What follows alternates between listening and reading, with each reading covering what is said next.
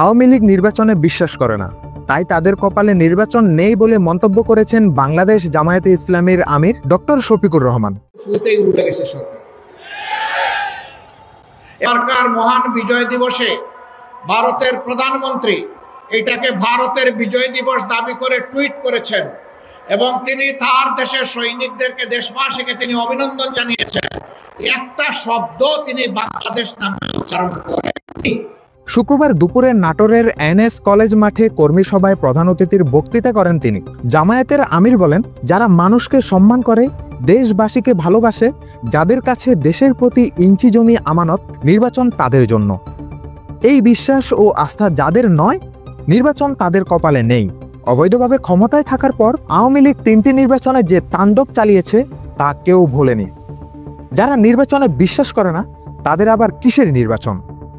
তিনি বলেন, স্বাধীনতার পর দেশের প্রতিটি সরকার আমানত রক্ষা করেনি। সেবকের কথা বলে ক্ষমতায় এসে দেশের মালিক হয়েছিল।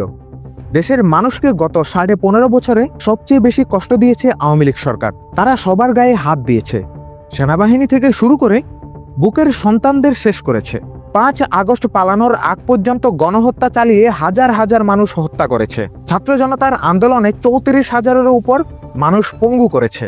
রাষ্ট্রমন্ত্রী বলেছিল, সীমান্তে যারা বাংলাদেশি মারা যায় তারা দুষ্কৃতিকারী। ডক্টর শফিকুর রহমান বলেন, আমরা বৈষম্য, চাঁদাবাজি, দখলদারি, দুর্নীতি, ঘুষ ও দুঃশাসনের বিরুদ্ধে সোচ্চার। ছাত্র আন্দোলনে আহতদের দ্রুত চিকিৎসা ও দ্রব্যমূল্য নিয়ন্ত্রণের জন্য অন্তর্বর্তী সরকারের প্রতি আহ্বান জানিয়ে তিনি বলেন, অতি জরুরি সংস্কারগুলো সম্পন্ন করে একটা সুষ্ঠু নির্বাচন দিয়ে যার যার জায়গায় চলে যাবেন। আমাদের দেশের প্রতি শ্রদ্ধাশীল থাকবেন।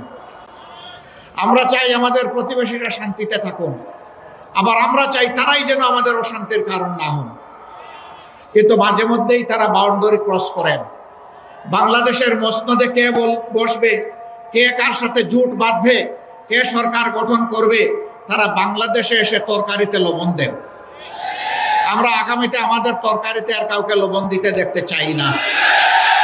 আমাদের তরকারি আমরা পাকাবো। বাংলাদেশের মানুষ ঠিক করবে এখানে কে ক্ষমতায় আসবে আর কে ক্ষমতায় আসবে না। আমরা তাদেরকে বিনয়ের সাথে বলতে চাই, এই অধ্যায় ক্লোজ। শাহরিয়ার তাওসিফ, দৈনিক সমাচার, ঢাকা।